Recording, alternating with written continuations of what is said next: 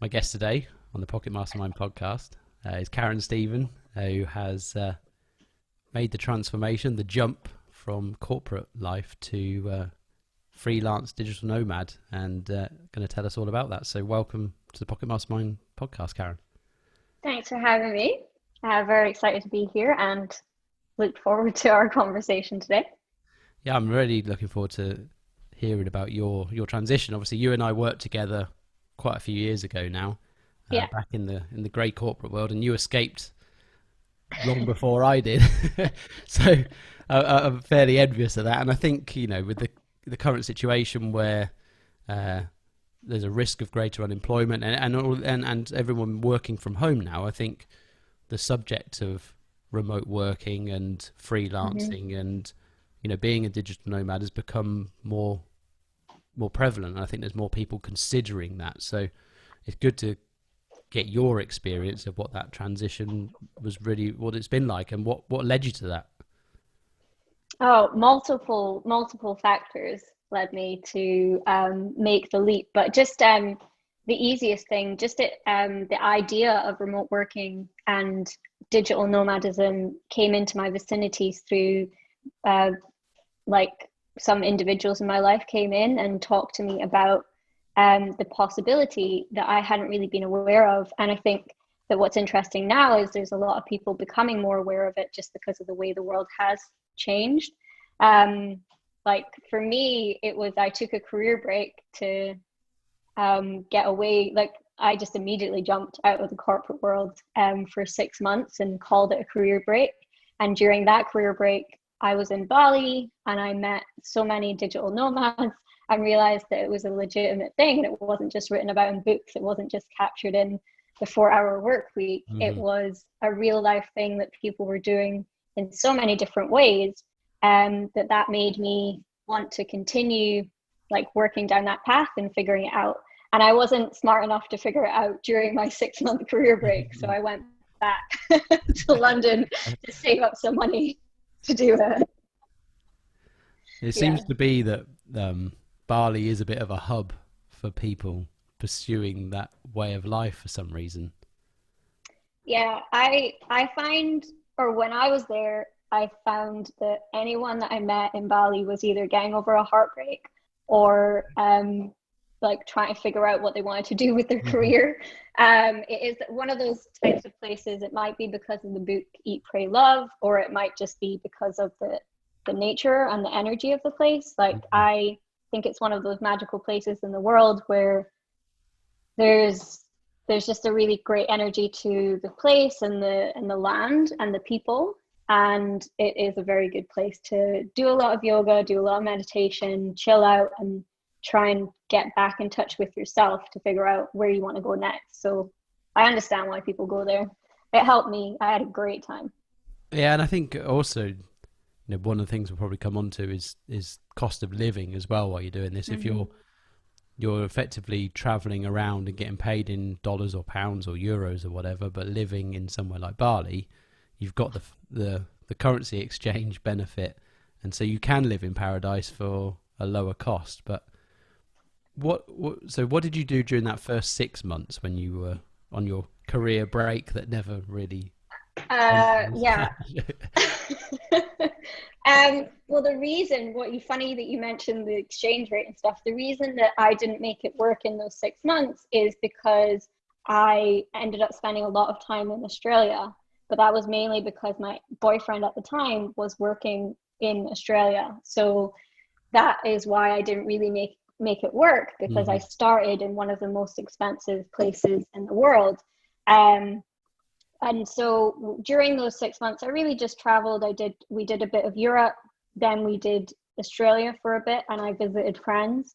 And then I did Bali for a month. I did a lot of yoga, Hmm. and like fell in love with yoga again and started thinking about different areas like blogs and all these different things that I could look into. But it was really just it was 6 months of research, 6 months of traveling, 6 months of switching off from everything that I'd known to be true, Hmm. like, and everything that I'd come to believe was my path, because I was sort of in the corporate world thinking that I just needed to climb the career path and just earn more money. And that 6 months where I took off, I started to read books about remote working. I started to meet people that were remote workers, digital nomads, and really began to understand that there was so much more out there. And also realized how much I loved yoga and wanted to get more involved in that. And I'd stepped away from that because corporate life had gotten in the way. So it was really, for me, it was 6 months of getting back in touch with what actually I liked and enjoyed doing rather than what I needed to do to make money and live in London. It's pretty hard to have the time to think about what you want to do on a day when you're on the hamster wheel every day, right? It's good, round, round and round. And like you say, you two kind of get blinkered into what's the next step, rather than what do I actually want. And, you know, you're lucky that you were able to take a longer break. But I think anybody else who isn't in that position yet, it's still worth, you can still get to that point by consciously taking breaks to give a thought about what you want to spend your life doing. Yeah, like I could have easily stayed where I was and still done this work in terms of looking into and researching, because it was all done I had more time to do it while I was traveling, but I also spent a lot of time just lying on the beach and relaxing because I've been working some really long days in corporate, and I can completely understand, or I did have my blinkers on and I sat in meetings where people said to me, like, this is what you need to do to get promoted. And I remember thinking to myself, I don't think I want that, but not really understanding like the options that were around, or not really thinking about it. But there's definitely a lot that I could have looked into. And that's what I spent when I came back to corporate life or working in London, that's what I spent all my spare time doing. And so I feel like I've been in the digital nomad remote work mindset for a long time because it took me a while to figure it out. But there's definitely things that can be done, or research and things that you can learn while you're still working. How long ago was it that you kind of first started to head down this route? So I was introduced to the idea in 2016. That's when I left and took my 6-month break. So that's like 4 years ago. Took the 6 months off, and then I came back and worked for about a year and a half in like contracting in London to save up the money, and then left. So I left about a year and a half, 2 years ago. So it's been a 4-year journey. So it has taken me quite a bit of time to get to where I am now, which is working fully remote, freelancing in a few different areas, not just one potential career. So it's been a long journey for me. I know some people have it quicker, but I think everybody's journey is different. I think it very much depends on where you are at any particular time when you decide to do something different, right? Because everyone is at a different place, and you may want a different destination, you may want the same destination, but either way, you're starting from wherever you're starting from. And I think if you do want to do something different, it's wise not to try and judge what someone else has necessarily done and their time frame and you against that, because you could do it quicker, you could do it slower, and you don't want to end up beating yourself up over, oh, someone else has done it faster than me. That's not the point. Yeah. Get to where you want to go and forget what the time frame everyone else has taken. Yeah, because I think the beauty of the way that the world is now is that there's so many different paths and options that everyone can take, and that I think it's a bit scary for a lot of people. It's scary for me because there's no blueprint to follow. Like if you've ever read the book 100-Year Life, he talks about how our grandparents or great grandparents, they went to you'd go to school, you go to university, you get married, you'd have kids, you'd work in the same job until you were 60, and then you'd retire. That was the blueprint of life, and everyone followed it. Now the blueprint of life is there's not one. That one doesn't really work anymore, because you're working to potentially 80, like we don't know how long we're going to have to work yet, and you want to find a balance before that. So a lot of people are trying so many different career paths now, and that's why there's some people not even going to university and just going straight into remote work, or traveling and working remotely to try and balance out like work-life balance in the years where you can enjoy travel more. So there's just so many different paths, and I think that is scary, that is confusing, but it's also freeing in a way, because I can't compare myself to other people, because their journey is just going to be so different from mine.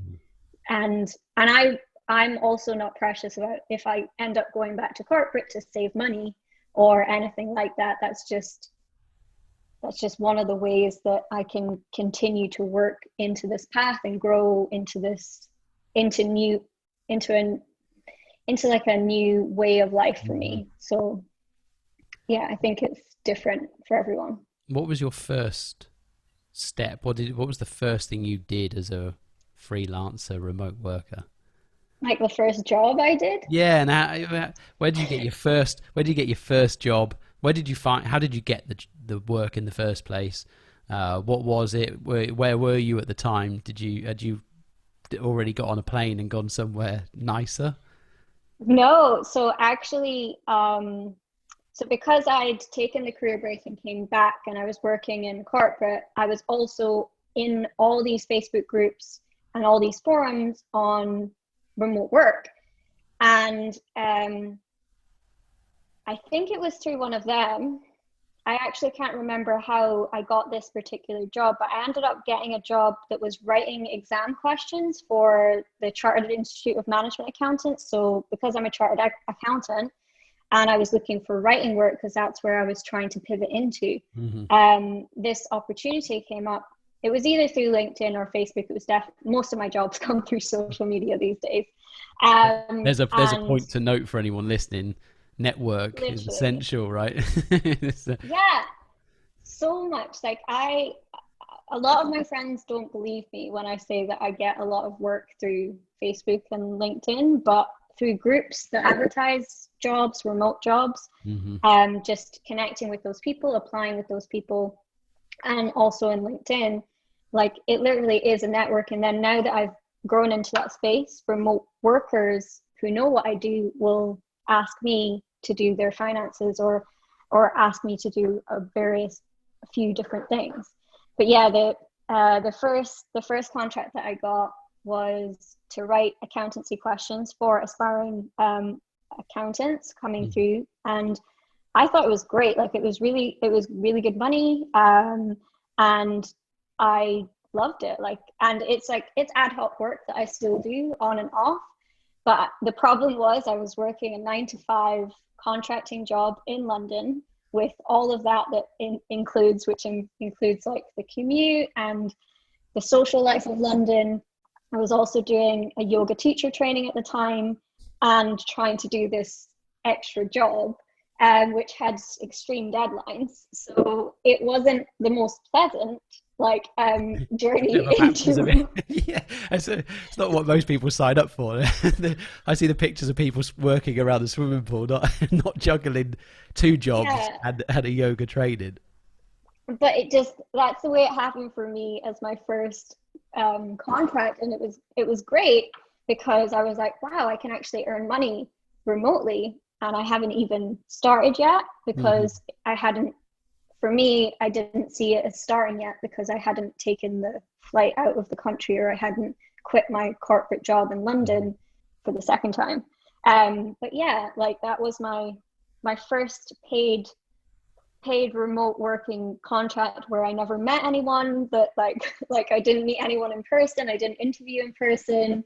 I just applied for the job online and they gave it to me, and it worked really well, and I really, really enjoyed it as a job. And that's why I was pivoting into the writing space for creative work. But then I realized that there was this whole academic field that's still open. So that's still part of what I do these days because it's related to accountancy and finance and what I'm trained in. So yeah, that was Is my it? first. It's interesting, isn't it? Because like you say, when you pick a particular area like writing, I think you automatically tend to think the creative route, whether it's writing blog articles for people or other online content or magazines and that kind of stuff. But Mm. actually, it is quite broad, isn't it? Everything you think how much everything's written down somewhere. So it's good to think about that when if even for myself, I take that as a point to think about, because you can easily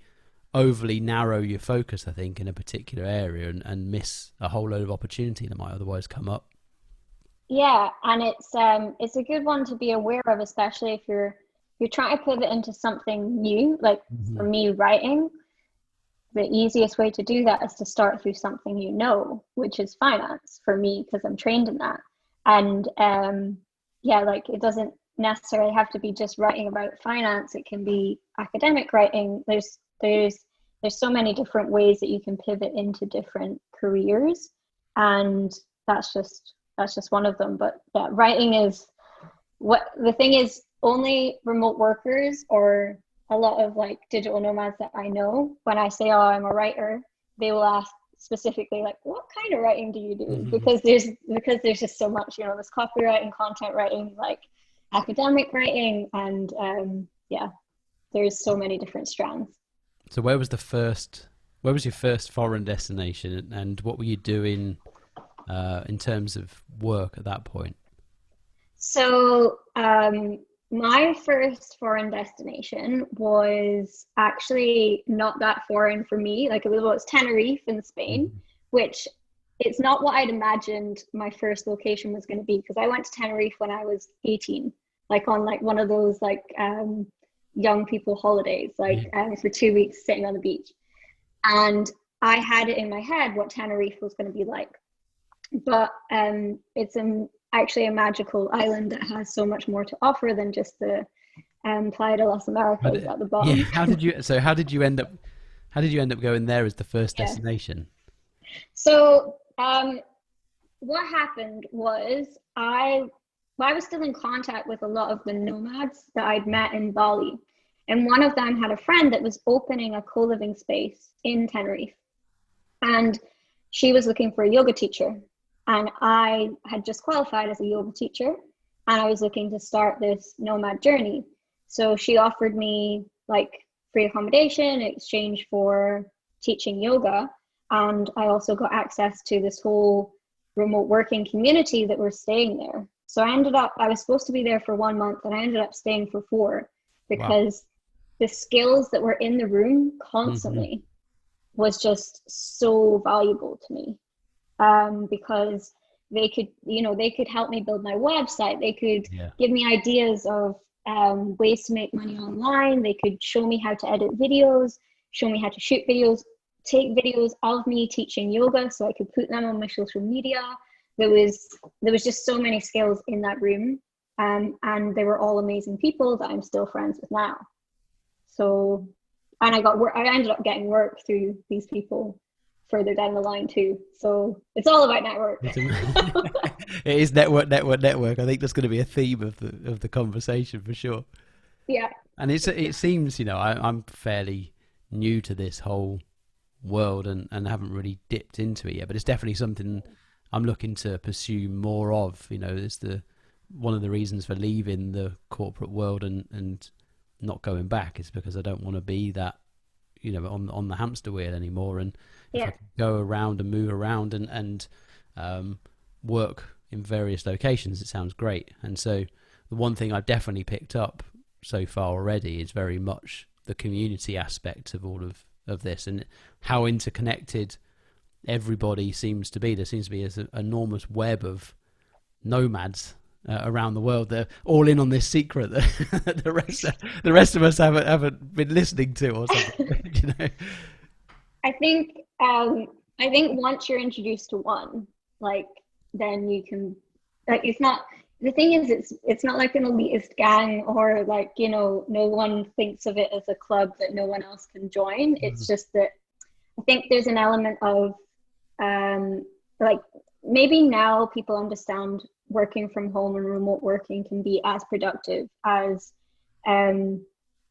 working in an office. But for a long, long time, people haven't really understood that.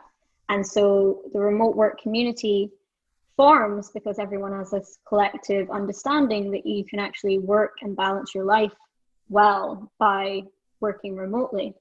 And so I think everyone just kind of collectively gets together with that mentality. And because it's hard for people at home, perhaps for me, or people in the London lifestyle that I used to be in, to understand really what I'm doing, I spend a lot more time speaking to the people that work remotely just because they understand the lifestyle that I live.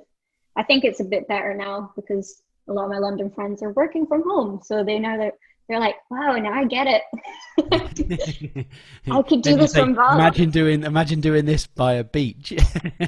Yeah, exactly. And they're like, oh yeah, I could really, like, even my mom works from home now, like while I'm back in Scotland visiting her, and she doesn't want to go back to the office.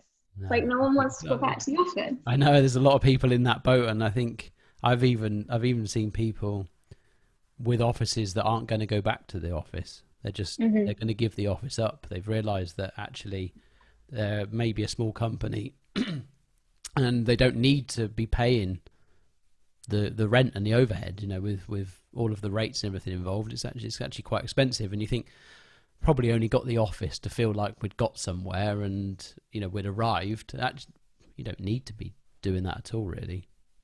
Yeah, I mean, obviously, I worked in finance for the organization that we worked for. Yeah, and you saw how much we spent on building. Yeah, and other people that I worked for in London, and I knew how much we spent on those properties, and it just kind of blows my mind that anyone would do that when they could have people working from home. But then if that happens, if those offices decide to move, then there's a huge shift going to happen in terms of even people, like placement around the UK and things like that, and in other countries, because then you can literally work anywhere. You can live on a farm and rural, like you don't have to be close to the city if you don't want to.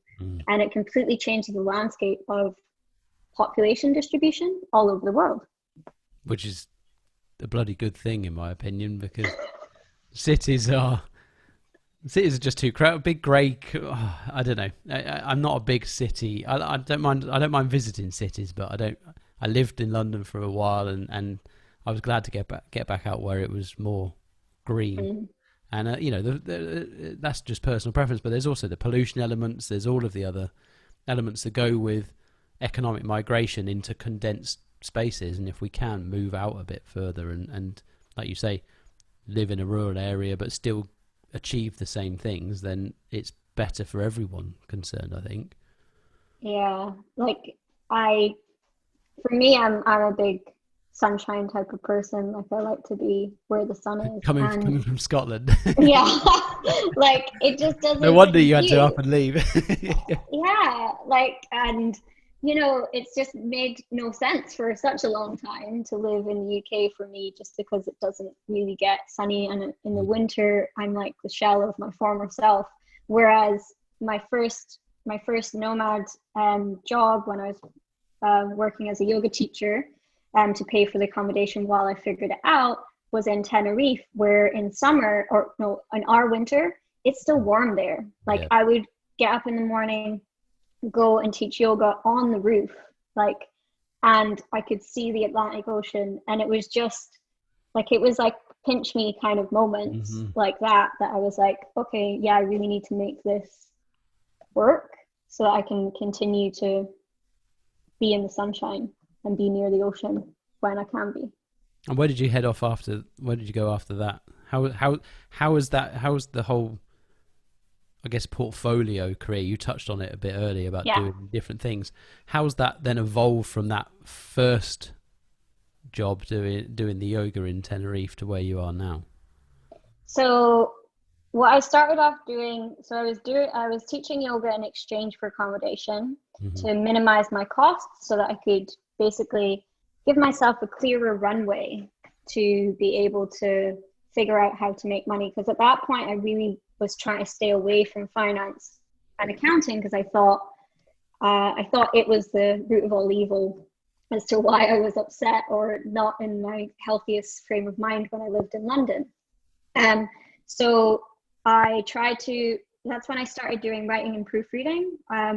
So I took time to build my website and everything while I was teaching yoga in exchange for accommodation, and focused on some writing and proofreading. Then I got another yoga in exchange for accommodation opportunity that came up for this really cool surf and yoga school in Morocco. Nice. So I went there, and they actually needed also help with their business. And because I had all that background, they loved me. So because I could do copywriting for their website, but I could also give them package and pricing advice for their finances. And I was like, okay, this is interesting.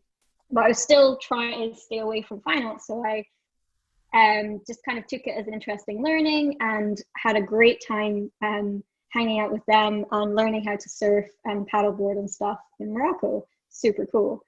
And then from there, I did so that at that point I was kind of traveling slowly.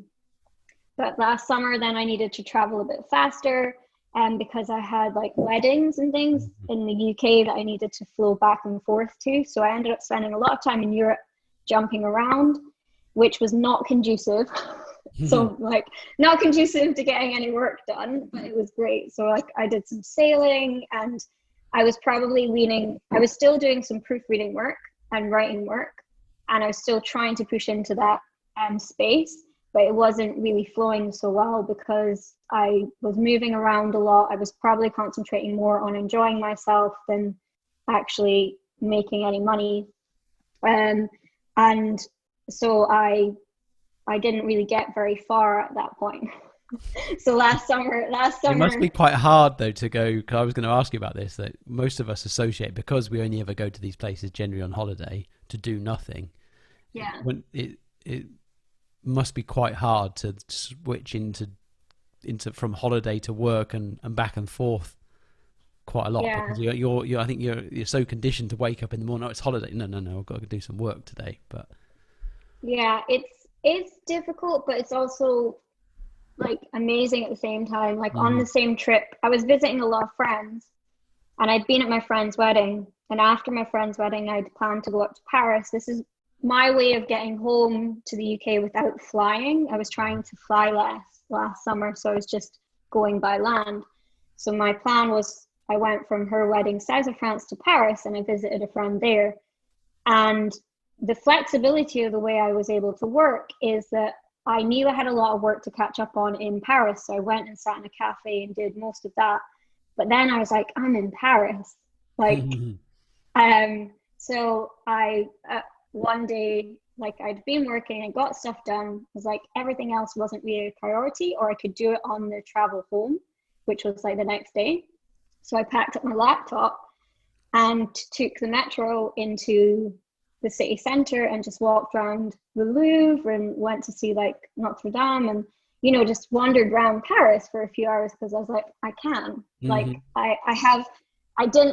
because of the freelance way I work with each and every job I do, especially at that point where it was still just evolving, I didn't have any particular meetings that day, so I could just flow and just go into Paris and then catch up on work on the train back to the UK. So because I was doing proofreading writing where you didn't need to be connected to the internet, like that's my tip to anyone is consider whether you need to be connected to the internet at all times for the job that you're doing, because there are things that you can do like while you're traveling that you benefit from the time that you're doing that. So my proofreading and writing are perfect things for me to do while I'm traveling, especially if it's a long train journey and things like that. So last summer that's a very good tip actually, because you could find yourself, you think, oh, I've got this, I'm going to go, you go off to some location and you've got no Wi-Fi access or something, and you're not going to get anything done. And I bet that happens more often than people plan for, right? Yeah. So for example, like teaching online is one of the things that a lot of people do to get started, because it's quite easy entry level. You can teach English to like Chinese kids. Um, and a lot of, especially Americans, do that to start off with. Hmm. But the problem with that is you always need a really good internet connection. So there are some places that are cut off from you. Also, there's particular times of the day that you're busy. And when you're in like the States, for example, they end up working at like 4 in the morning, like Hmm. really, really early. It's okay if they're in Europe, but just with the time zones, it doesn't work so well. One of my jobs at the moment, which I told you about before, is I teach yoga online now. Hmm. The difference being is I can pick and choose when I teach. So it's, if students turn up, that's fine, but I kind of book out when I teach. And if I'm going to travel, I just take my classes off the schedule. So again, it's a freelance type job, so I can pick and choose when I'm going to teach. So it's being clear when you're thinking of a job that you're doing, that who's setting the hours. Like, are you Hmm. setting the hours, or is someone else going to set the hours because of the time zone? It would be the same if you get a remote job where you're working in the States, because there are a lot more, like they call it like telecommuting jobs Hmm. that are advertised for Americans. And they often will ask you though to be within 5 hours of Eastern Standard Time, like the East Coast of the States, which is fine if you just want to hang out in Central America, South America, Hmm. and Europe. But as soon as you go to Asia, you Yeah, can't, you're out. it just, yeah, you're out. So you could get that job and it would make you could be a remote worker, you could be a digital nomad, but you've cut off half the world because you can't actually go there until you take official holiday. So Hmm. there are just these other things to consider when you're thinking of the Where you, job that you might want to do. I guess where you can is the opportunities to try and find, like you said with the yoga, where you dictate your own schedule as much as possible, or offline work where there's no particular schedule, but it's working more deadline based. I guess is a lot of what you do as well. They say, right, I need this done, and I need it done by X, and then it's up to you whether you effectively manage to do that in 5 minutes or spread it over however long you've got to do Yeah. it. Right? Yeah. So with with because a lot of my work is freelance client based, so I do proofreading and writing, and I now do finance client based work too. It's all based on my time schedule and what Mm-hmm. works. So there will be they'll give me things, but the proofreading clients and the writing clients, they need to give me it a few days in advance for me to be able to work that into my schedule. Also, the other thing I do, which is quite difficult when you've got like 5 different jobs or 8 different clients, is if I am taking a week off, or like, for example, I was in India trying to do a yoga teacher training. I had to communicate to everyone before I went, like, I will not be available for work during this time. Like, you won't hear from me during this time. And I think that that's another thing that I forgot to do at one point Oh, when I really? went to do yeah. Yeah, like, or especially when I was starting out, like I sailed down the coast of Portugal last summer, and I was still starting out my working life. So Hmm. I didn't want to tell people that I was taking time off, because I guess I felt like I was always on a time off. Hmm. Um, so I didn't say anything, and then I was sailing, and I'd get an email to my phone where they needed something proofread in the next sort of um, 3 days, and I was like, okay, I'll and I just figured out where I was going to be and when I could do it, and it worked out fine. But yeah, it's always good to give people a heads up that you're not actually going to be online, and it's completely reasonable to do as Hmm. well, How because how do you juggle even though you're a managing? remote worker, How do you yeah, right? sorry? How do you manage juggling multiple clients effectively? How because it's sometimes it's hard enough when you've got one job. So how how do you manage? What tools do you use to manage your time so that you don't double book yourself, Yeah. but also then so that you allow enough time to get different projects complete? Yeah. So tools that I use. So I'm basically on Google Calendar 90% of my day. But I have them all linked together because so I have like 5 different email addresses for Mm. different work that I do. And each of them are all linked to my primary Google Calendar so I see when I have availability. Um, Also for my finance clients, they can book in time using Calendly. I know there's various different tools available, but that's the one that I'm using at the moment. Hmm. And it looks at all the calendars to make sure I have availability. So if that, but it only books in from Monday to Friday. It wouldn't book in anything at the weekend because that's how I've set it up, and only at specific times. If I know there's a day that I don't want to do anything, for example, if I'm traveling to Portugal, then I will block out that day from either Calendly or just block it out on my calendar so that no one can book in anything for that particular day. So that's one. And then I use Trello a lot as well. Hmm. Again, there's loads of project management apps out there like Asana, but Trello I've been living vicariously on for about 2 years. I use it not just for client-based work. Some of my clients are on there, but I use it not just for that, but for planning my life. Like until the lockdown, I was planning, okay, maybe these are the places I'm going to go for the rest of the year. I'd have like the whole year mapped out with vague ideas about where I might go and goals I want to achieve for the year, things like Hmm. that. Everything's on Trello. Um, I'm a recent convert to Trello as yeah, well, and just getting my head around the whole thing. But it's pretty useful, pretty straightforward, and you can share. The good thing is you can share your boards with other people, so that yeah, you're planning. I guess for a lot of people within the network or the community of nomads who might want to then coordinate to meet up at various times, everyone can share their plans within that format, I guess. yeah, exactly. I mean, a lot of the organizations that I work for that are fully remote, um, Trello is like the backbone of what they Hmm. do. The other one is Slack. So a lot of the communication is on Slack for these organizations. But I don't use that as my personal time management. That's just a communication tool that I would Hmm. use with the organizations that I work for. Some of the clients, if they're slightly larger organizations, if I'm doing, like, there is one client I do 20 hours a month with for finance. That's when I'm like in their communications and in their whole system, which is Hmm. why I would be on their Slack channel. But yeah, Trello saved my life. What other tools? Um, so what did I speak about? Trello, Calendly, Google Google Calendar. Um, I think that's most of what I use. I'm trying to think of. Do you use other platforms like Upwork and anything else like that for finding opportunities? I haven't. Like I almost did from a writing point of view, Mm. but I find Upwork is really saturated for a lot of different jobs.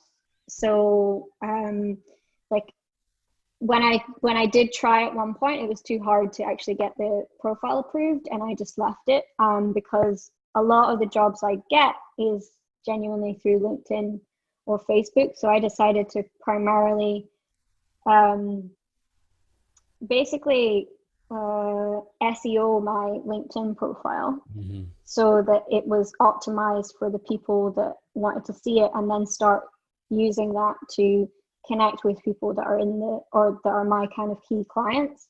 Because I think LinkedIn, out of all the social medias, is the most underutilized. Hmm. But I think it's definitely growing or starting to be the area that very smart people are working in to get clients, to get connections, and basically make their business work. So LinkedIn and Facebook, bizarrely, is where I Hmm. get a lot of my jobs, and I haven't needed to yet kind of jump into Upwork or Freelancer or Fiverr. But I think there's a case for a lot of them, but a lot of them have also been overutilized, and it's hard to really make a name for yourself in any of them now. So it's almost worth, if you can, making a name for yourself just on your own, through your own LinkedIn, your own website, your own sort of platform. But yeah. I've found, my own experience trying to use Fiverr, even as someone looking to outsource stuff, it's next to impossible. There are so many people on there now. It'd take you a day to even get close to filtering down into who do I want chance working with. Yeah. There it is incredibly saturated now, but it's hard, isn't it? You got to try and build that network of people that can either do things for them or they can do things for you. It's not easy. So for example, I'm now positioning myself as a virtual CFO for some of the organizations that I work for, and I need some finance help from people that do more transactional work than I do. And I didn't know where to start. When I was thinking about it, I was like, oh, should I just go to Upwork, Fiverr, find other people with finance skills? But I'm not a fan of those sites because I don't really know who these people are. I know a lot of people that have found some credible people on those platforms, and I know that they exist, but it's just a long-winded process for me. But there's Facebook groups that I'm part of, so Digital Nomad Girls, it's a female only, sorry, Dave. But like too many of these popping up. I know. It's a really great community for a start, but also that's where I've got a lot of job opportunities that have come up, and I think that's where I got my first finance job too, because it came up on there. And so I just made a post and found a bunch of girls that work in the finance industry at a virtual level. And now I've just started it's a much more manual way of doing it, and it involves actually taking time to get to know people and find out what their skill sets, and basically doing mini interviews with people. But for me, it's much more rewarding, and I'm a very chatty person on Zoom calls, so I don't mind.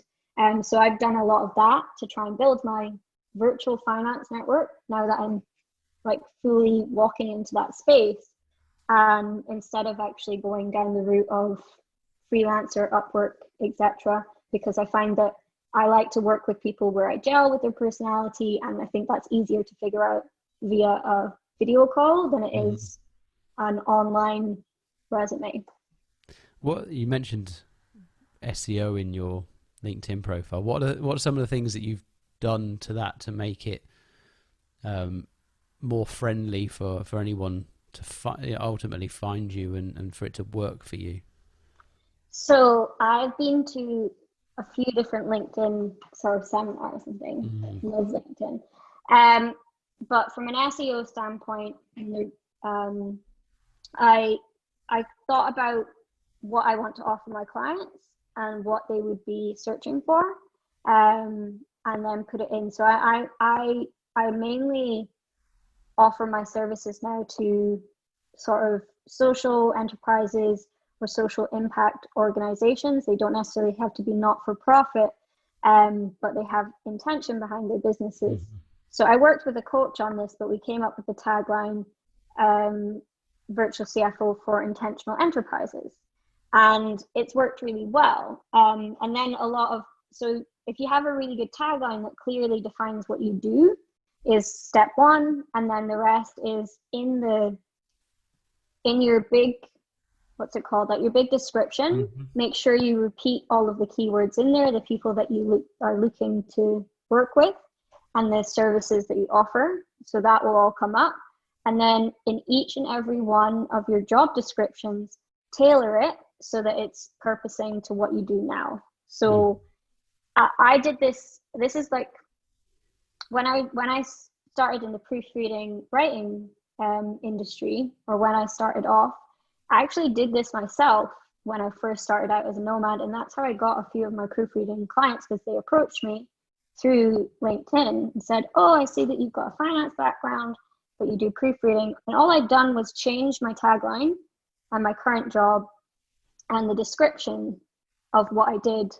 And I didn't really know anything about SEO at that point, but people approached me anyway. And now I've changed everything, so it's more just specifying what I do from what finance services I offer. So your key point is the tagline, have a really good photo, and put all your keywords in your description, and tailor each and every, much like you tailor a CV for every different job that you apply for. I know a lot of people don't, but it's actually a wonderful way of getting a job. Do that for your, like, think about who you're trying to offer services to, and then add all the relevant information in your LinkedIn jobs that you did previously, like say acted as a virtual CFO for, like that is a phrase that you can put in that repeats what I did, or act as a remote CFO, like use other keywords that are similar to the ones that you're targeting. So mine is virtual CFO, but a lot of people use remote CFO or finance coach, like other things like that, and just put it in your LinkedIn description, and it will help generate results. So you appear in more searches. That makes sense.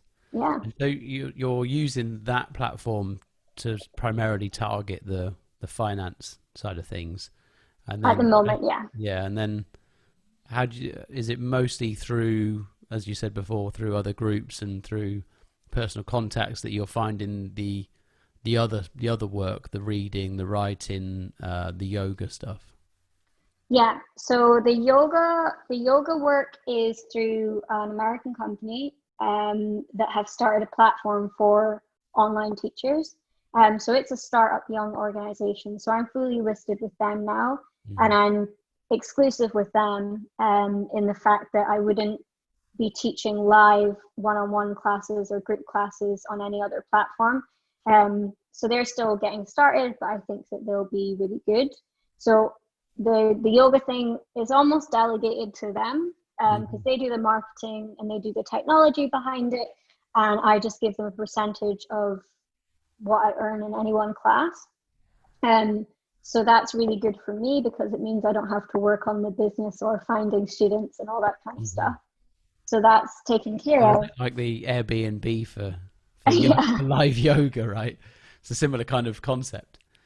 Yeah, exactly. And the thing is, they're probably one of the first, but there's a lot emerging now because during lockdown, everyone's been doing yoga at home. There's a lot of yoga teachers that weren't on any of these platforms.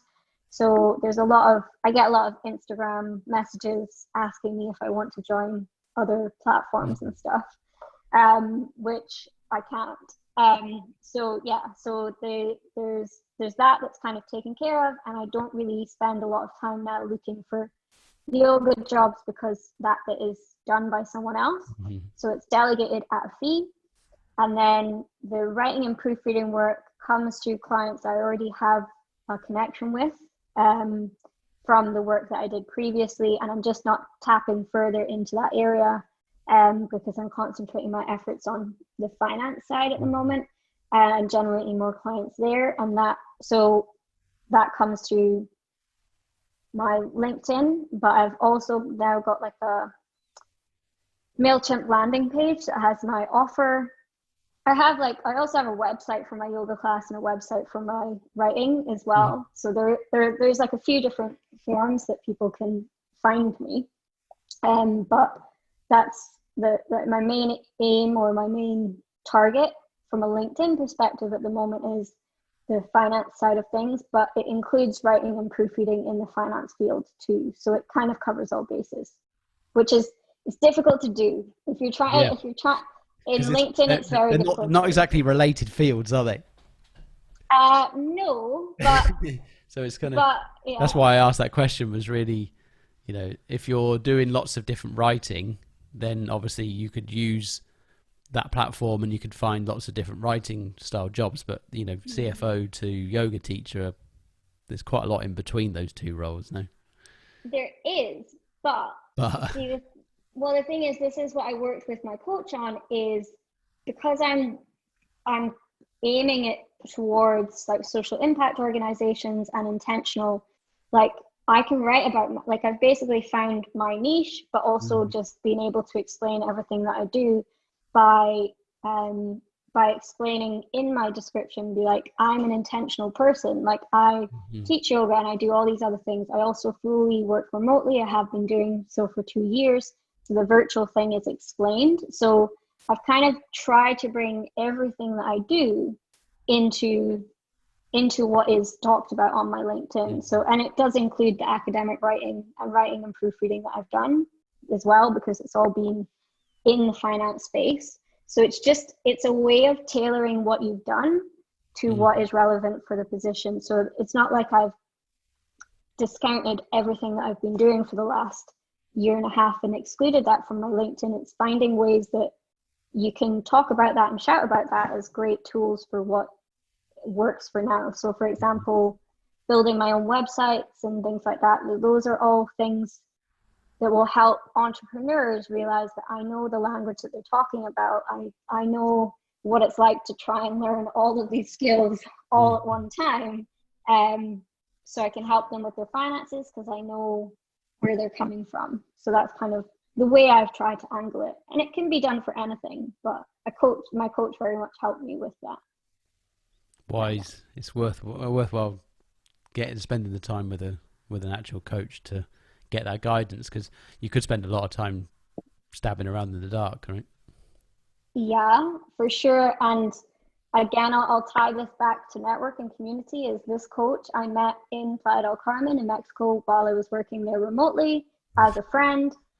I'm now working for her at, like, we did a work exchange where she coached me through some stuff, and I'm now doing some finance projections for a project that she's working on. So again, coming back to network and Nice. community, it Yeah. seems really old school, like, but in the remote working world, in the digital nomad space, the more people you know in that space, the more likely they are to hire you and work with you because they've met you, they know you, and if they think that you're good at what you do. Because I think there's this, well, for me, it's a personal opinion sometimes that some of the people that are really, really good at what they do and risk takers are in the remote working digital nomad space because they didn't want to settle for a job that someone else was dictating to them. Now, it's not 100% true. I don't think that you can make that stereotype,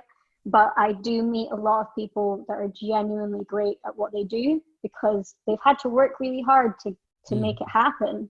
There's a whole bunch of moxie that goes into becoming sort of chasing this different path, that this is why I end up working with these people and recommending these people and networking with these people, because a lot of them are just really impressive with what they've managed to achieve and how they've gotten there.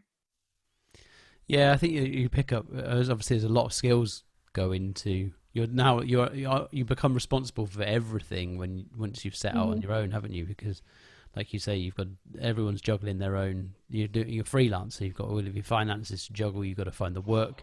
You got everything now. It's far more involved than having a job where you've only Yeah, ultimately got to turn up, do what you're supposed to do, and then leave.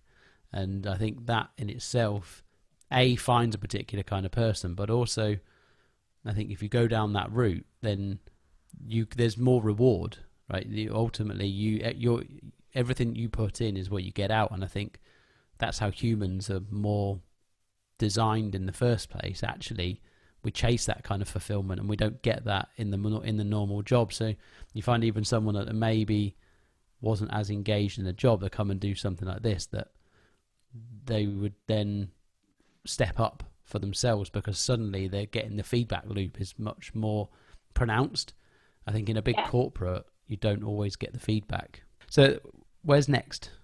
Now you've been locked up for like a caged animal, the nomad that's not nomadic for the last however many months. Where's next and when? Do you know yet? I'm flying to Portugal on Saturday. Nice. I know it's Portugal seems to be another hub. Like I was watching the Freedom of Work webinars over this week, and so many people are either Portuguese or from Portugal, or in Portugal? Now, I mean, Why? the guy that runs, just so you know, Gonzalo that runs Freedom Yeah. of Work, he is Portuguese. Yeah. So his network is a lot Portuguese, and he ran this. He did this exact same event in Portuguese, and now he's doing it in English, but with a lot of different speakers included, obviously.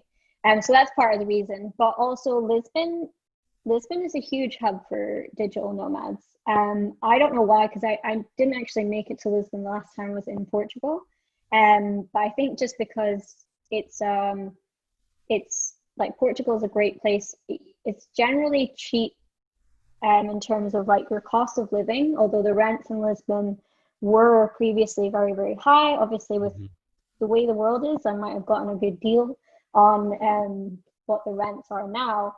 But Portugal is just a beautiful, beautiful country. And I know there's a lot of British people that love Portugal to go and travel to, especially the Algarve. Um, but the Portuguese people are just amazing. And I think it's something to do with that. It's close to the sea. It's got a very chilled, laid back way of life. So but I'm not sure why. I think like there's just pockets around the world where Hmm. nomads seem to go to, and when there's remote workers, nomads there. I mean, that's why I'm going. I'm going because there's probably community, and I Hmm. travel for community. That's why I stay in places for long periods of time, um, because that's what makes or breaks it for me. Like traveling just on my own for long periods of time is not really what I set out to do. So I need to be in a place that has community as well as And what kind of like places do you stay sunshine. in? So when you go to Portugal, what kind of places do you stay in? Are they shared accommodation places, or do you just get an Airbnb for yourself, or what kind of thing do you Yeah. do?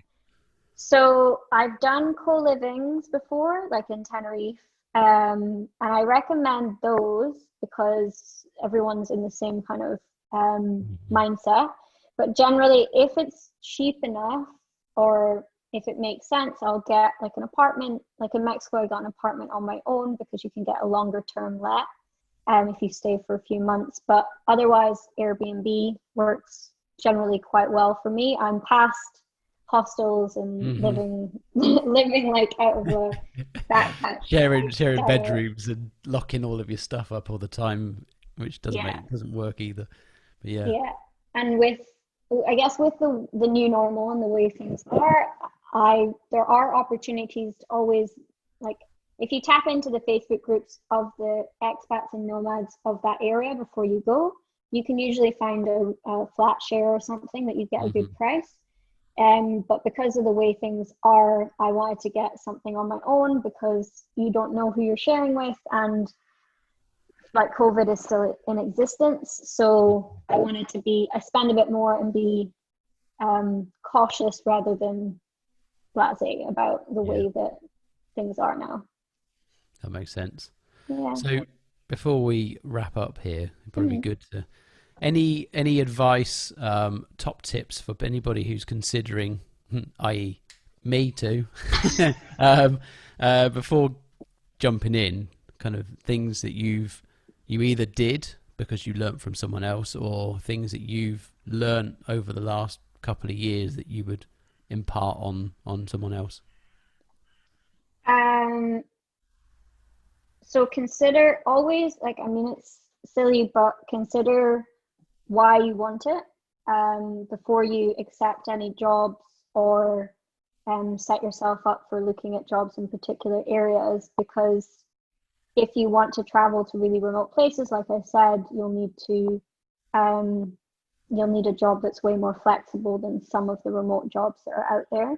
So consider your why from that perspective, and also just forget about what everyone else is doing, and not necessarily compare your travel journey or your remote working journey to anybody else because it all looks completely different.